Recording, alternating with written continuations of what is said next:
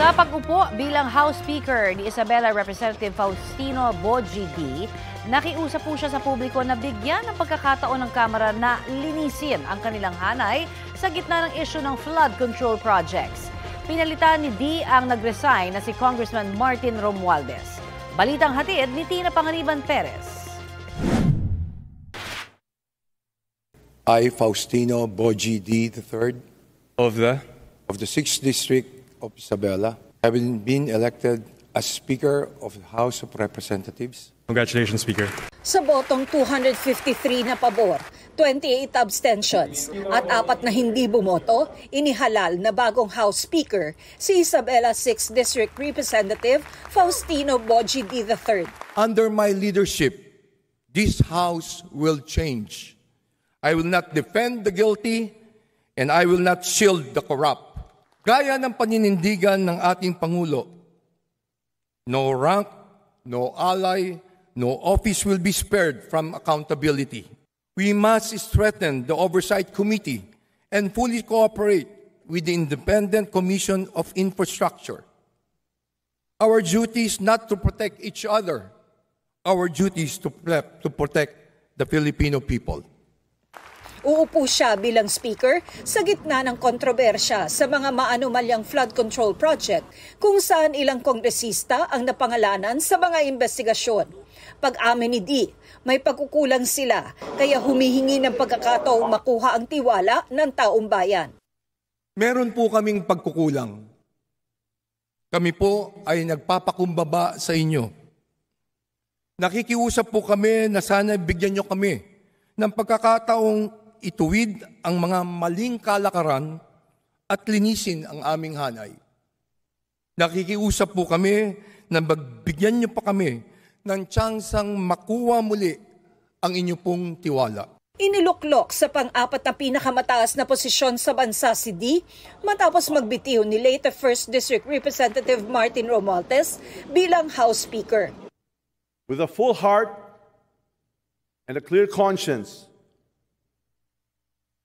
I tender my resignation as Speaker of the House of Representatives.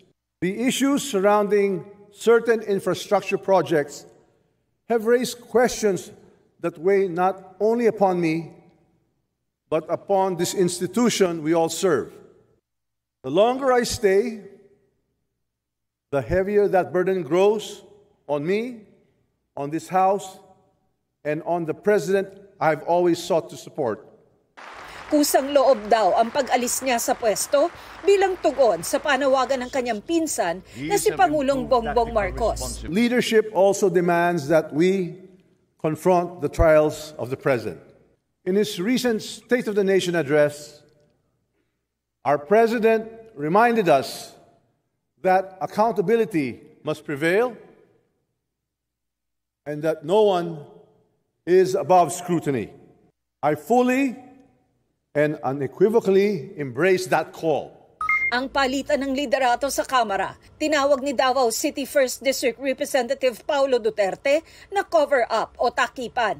Sabi niya, ang anak ng Pangulo at House Majority Leader na si Sandro Marcos ang pumili kay D, na kaalyado rin nila. Hirit pa niya kay Pangulong Marcos, kung seryoso itong labanan ng korupsyon, bakit hindi raw agad kasuhan ang mga tiwaling mambabatas? Baka style niya yun nung anak siya ng Pangulo, pero I can assure you that we are consultative with all the party leaders. Pwede mo silang tanungin. We met for plenty of weeks. Kung nagpakita sana si Kong Pulong dito sa trabaho at sa session, baka makikita din niya. But I'm sure he's busy looking for the 51 billion that was spent in his district. Sabi ng mga lider ng Kamara, mga lider ng iba't ibang partido na kasama sa mayorya ang pumili kay D. Hindi lang naman daw si D ang pinagpilian. Nasa listahan din daw si Navotas Representative Toby Chanco na nagsabing ayaw niya maging speaker.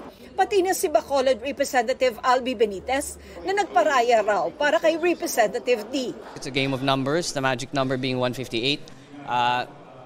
Kinausap at tinanong po namin ang mga party leaders kung sino sa tingin nila ang pwede maging speaker kapalit ni Speaker Martin Romualdez. At ang pangalan na lumabas lagi ay ang pangalan po ni Congressman Bogie D. It was vetted by the party leaders, and outside from that, I can no longer say if there are any others who influenced the selection of Representative Bogie D. Ating mahal na Pangulo. Galing sa Solid North at kilalang malapit na kaibigan ng pamilya Marcos, ang bagong House Speaker. Sa mga Deputy Speaker, siya lang ang galing sa Partido Federal ng Pilipinas na partido rin ng Pangulo. Sinuportahan niya noong 2022 elections ang unity team ni Marcos at ni Vice President Sara Duterte. Galing sa political clan ng mga D sa Isabela, ang bagong Speaker.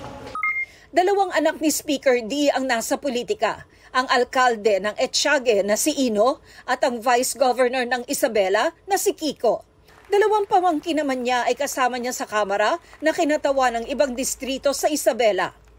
Ang pagkakahalal kay D, suportado raw ni Romualdez. Ayon kay Representative Marcos, si Romualdez mismo ang nagsabi sa Pangulo na magre-resign siya.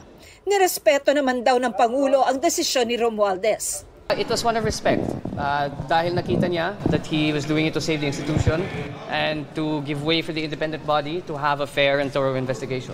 Kinumpirma ng palasyo na nagkausap ng Pangulo at pinsang si Romualdez pero hindi na sila nagbigay ng detalye.